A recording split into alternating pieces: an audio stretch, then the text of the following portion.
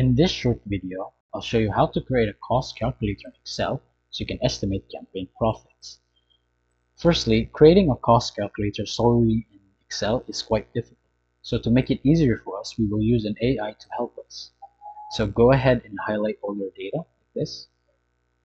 And we'll use an AI assistant tool like ChatGPT, which I have prepared here. Go ahead and paste data. Next, press Shift Enter, go down, and let's enter a prompt for ChatGPT to work on. I will say I have my highlighted data.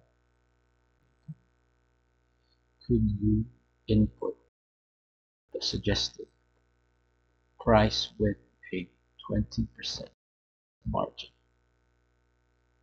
Use a formula if you need to. There we go.